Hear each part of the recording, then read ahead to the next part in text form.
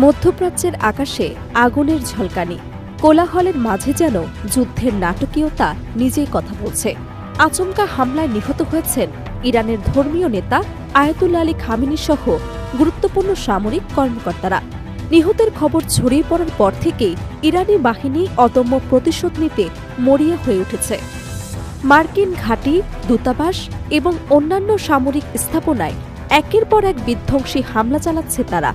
এই যৌথ হামলার পর এমন প্রতিক্রিয়া কল্পনা করেননি ট্রাম্প ও ইসরায়েলের নেতা নেতানিয়াহু।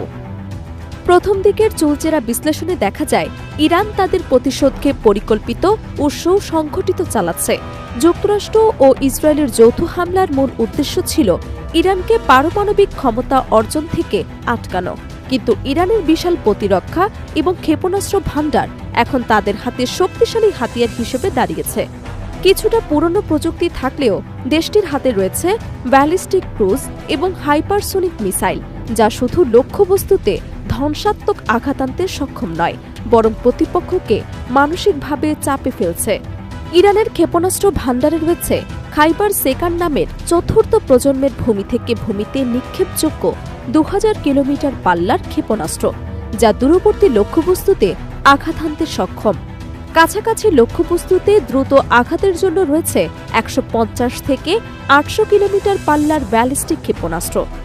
ফাতেহ সিরিজের জুলফিকার, কিয়াম 1 এবং শাহাদ 1 অন্যতম।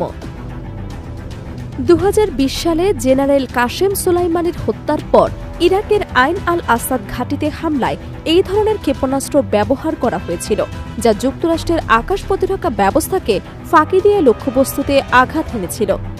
ইরানের 1.5 থেকে 2000 কিলোমিটার পাল্লার ক্ষেপণাস্ত্রগুলো যুদ্ধের মোড় ঘুরিয়ে দিতে পারে। শাহাবিন, ইমাদ, গদর 1, খোররাম শহর এবং সেজিল ক্ষেপণাস্ত্রগুলো ইসরায়েল ছাড়াও কাতার, বাহরাইন, কুয়েত, সৌদি আরব ও আমিরাতে থাকা মার্কিন ঘাঁটিগুলোতে আঘাত হানতে সক্ষম। বিশেষ করে সলিড ফুয়েল সেজিল দ্রুত মোতায়েনের সুবিধা থাকার কারণে এটি ইরানের পাল্টা হামলার অন্যতম প্রধান হাতিয়ার। ইরানের হাতে রয়েছে ক্রুজ মিসাইল যেমন সুমার, ইয়া আলী, কুদস পাবে এবং রাদ। এছাড়াও ঝাঁকে ঝাঁকে শাহেদ ড্রোন পাঠিয়ে প্রতিপক্ষের আকাশ প্রতিরক্ষা ব্যবস্থা ব্যস্ত রেখে মিসাইল হামলা চালানো ইরানের পরিচিত কৌশল। এছাড়া জাহাজ বিধ্বংসী ক্ষেপণাস্ত্র, নেভাল মাইন এবং ড্রোন দিয়ে হরমুজ প্রণালীতে বাণিজ্যিক জাহাজ ও তেলবাহী ট্যাঙ্কারেও আঘাত আনার ক্ষমতা রয়েছে।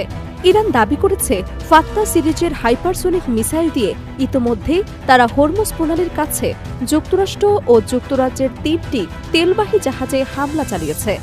চুলচেরা বিশ্লেষণ অনুযায়ী এই সংঘাত কি শুধু পাল্টা হামলাতেই সীমাবদ্ধ থাকবে, নাকি ইরান ও এর আঞ্চলিক সহযোগী বাহিনীর অংশগ্রহণে দীর্ঘমেয়াদী যুদ্ধের রূপ নেবে, তা আন্তর্জাতিক মানচিত্রে বড় প্রশ্ন হয়ে দাঁড়িয়েছে। বিশ্লেষকরা মনে করছেন ইরানের শক্তিশালী ক্ষেপণাস্ত্র ভাণ্ডার ও কৌশলগত তৎপরতা মার্কিন ইসরায়েলি ঘাঁটিগুলোর জন্য বড় বিপদ সংকেত। মধ্যপ্রাচ্যের আকাশে আগুনের এই দৃশ্য কেবল সামরিক নয়, বরং রাজনৈতিক, অর্থনৈতিক এবং আন্তর্জাতিক কূটনৈতিক উত্তেজনার এক যুগান্তকারী চিত্র। যুদ্ধের নাটকীয়তা ও প্রতিশোধের ছায়া বিশ্বকে নজর কেড়ে দিয়েছে, আর প্রতিটি মুহূর্তে পরিস্থিতি আরও অবনতি হওয়ার সম্ভাবনা রয়েছে।